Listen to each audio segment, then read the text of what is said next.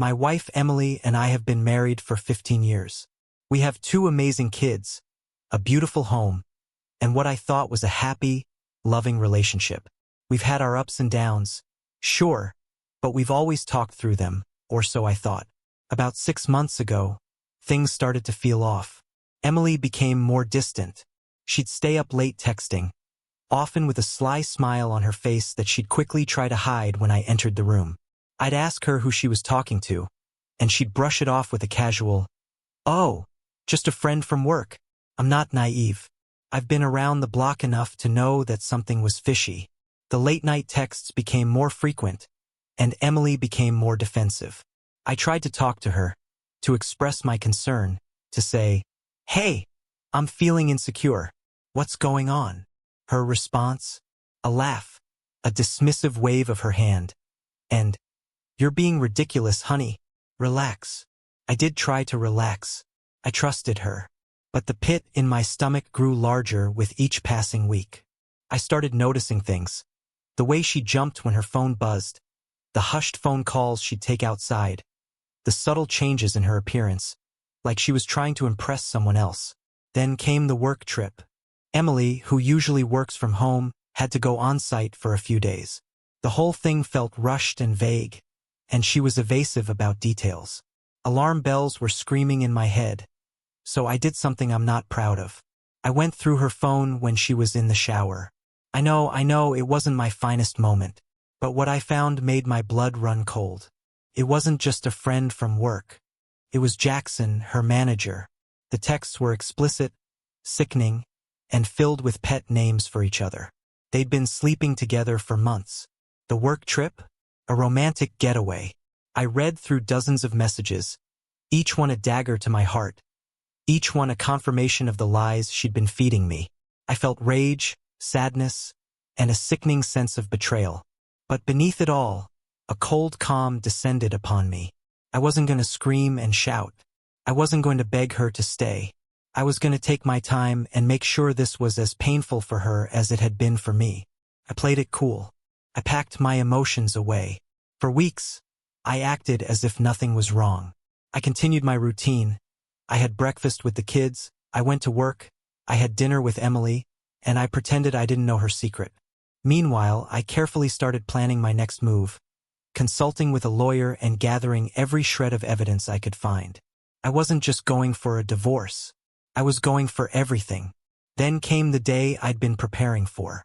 I had rehearsed it in my head a million times, and finally, it was time. Emily came home from work as usual. She walked in, kissed me on the cheek, and asked about my day. Her eyes were bright, her step was light. She was clearly happy and self-satisfied. I felt sick to my stomach seeing her so carefree, completely oblivious to what was coming. I simply said, "I need to talk to you." My voice was calm, almost detached. I handed her a thick manila envelope. She looked at me, confused. "What's this?" "Open it," I said. She opened the envelope and began to sort through the papers. Her face went from confusion to mild annoyance to complete and utter shock. She started with the printed screenshots of all her incriminating messages with her lover, each text highlighted with bright red. "Jackson." Her face flushed. Then she saw the detailed record of our bank accounts and the proof of her infidelity as grounds for our divorce. Her breathing became ragged. She then picked up the documents that showed I had filed for full custody of our children. And finally, she saw the picture, a photo of her and Jackson, taken the weekend of the work trip as they were checking into the hotel together. My lawyer had sent a private investigator who made sure we had irrefutable evidence of her infidelity. She froze. Her body stiffened, and her eyes widened in disbelief and horror. The color drained from her face. The smile, the self-satisfied smirk, all gone. In its place was a gaping maw of terror. I watched her silently, taking in her reaction. Finally, she looked up at me, her eyes filled with panic. How did you? "I know everything, Emily. Everything you did. Every lie you told. Every disgusting, adulterous text you sent to that creep. And now it's over." Her voice rose. No, you can't do this. This is a mistake. Please, we can fix this. I looked at her, and the coldness I had felt for weeks washed over me. Fix what? The fact that you systematically and intentionally destroyed our marriage? The fact that you humiliated me and our children? There's nothing to fix. It's over. She stood there, trembling, tears streaming down her face, trying to grasp at straws. You're ruining my life, she wailed. I finally unleashed all the anger I had been holding back.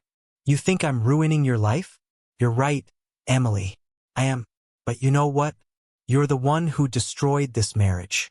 You're the one who cheated on me. You're the one who lied to me for months. So don't you dare try to play the victim now. You reaped what you sowed, and I am simply watching it all come crashing down. The confrontation escalated. She begged. She pleaded. She cried. She accused. I remained calm, stoic, detached. I showed her the legal documents one by one, explaining exactly what I had done to dismantle her world. She was inconsolable. She called Jackson, screaming at him over the phone. Then she was screaming at me, and then she was silent, finally understanding that there was absolutely nothing she could do. I watched as she spiraled.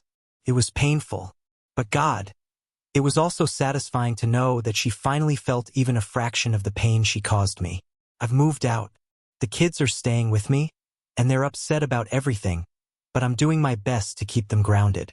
I know that my actions will have consequences, especially for our children. I plan on doing whatever I can to support them through this. I will always try to be the best father to them. I filed for divorce, and I'm not backing down. My lawyer says I have a strong case, and I intend to make sure she pays for what she did. So, did I take things too far? Was my revenge justified? Or should I have done things differently? I'm feeling a mix of anger, relief, and guilt, and I'm not sure where to go from here.